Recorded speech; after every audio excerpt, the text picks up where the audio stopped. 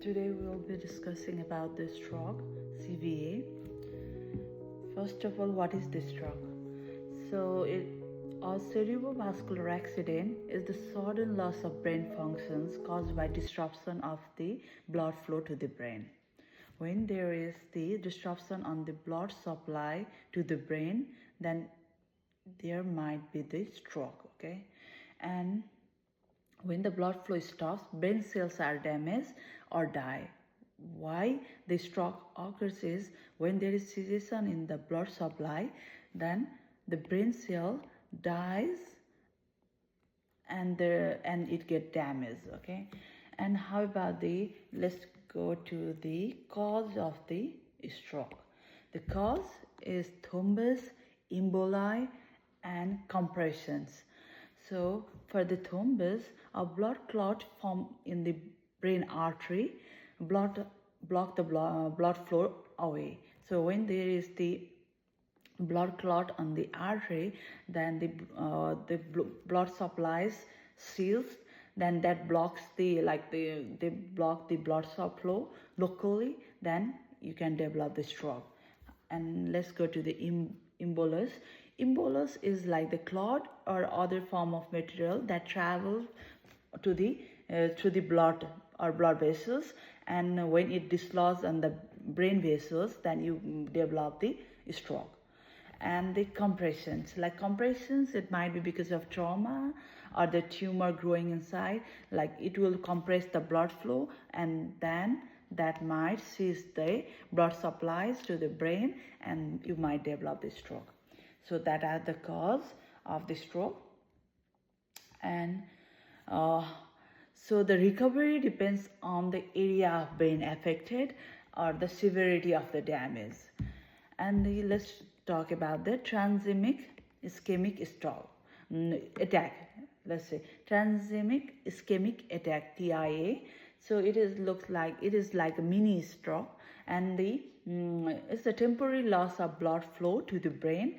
Symptoms resolve quickly. A strong warning sign for the future stroke. Okay, it's like whenever you get the transemic ischemic attack, it shows with this like minor sign and symptoms, but there might be the bigger issues coming or following. Okay, and let's go to the risk factor of stroke. So there is the non-modifiable and modifiable risk factor.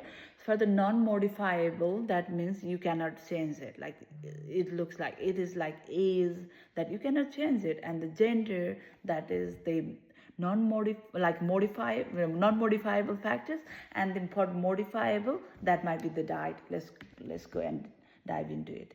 So non-modifiable factor, so is like when we grow older, then you might have higher chance to get the stroke. And the family history, men at the higher risk than the women, and higher incident in black populations, and the previous stroke, and the patient with the diabetes, heart disease, kidney disease. Those are the non-modifiable factor. And how about the modifiable factor? That is controllable. Like if you had your high blood pressure, smoking, obesity, high cholesterol diet, oral contraceptive, and the excessive alcohol are controllable factors to prevent the stroke. So there is modifiable,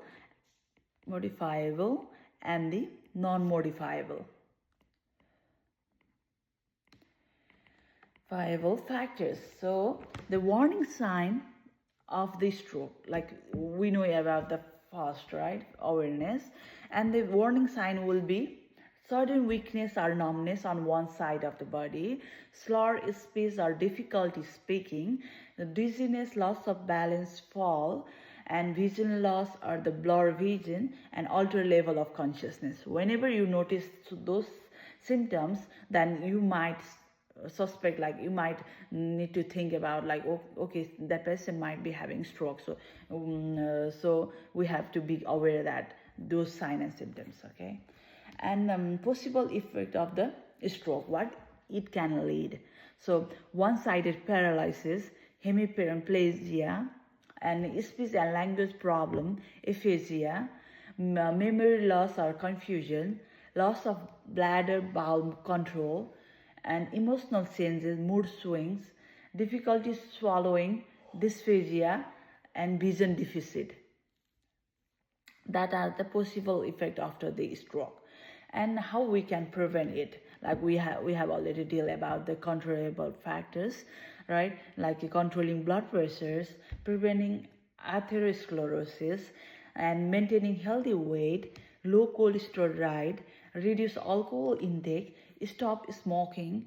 Like we should be thinking on like more non like modifiable factors that I have presented before, and avoid unnecessary oral contraceptive if high risk.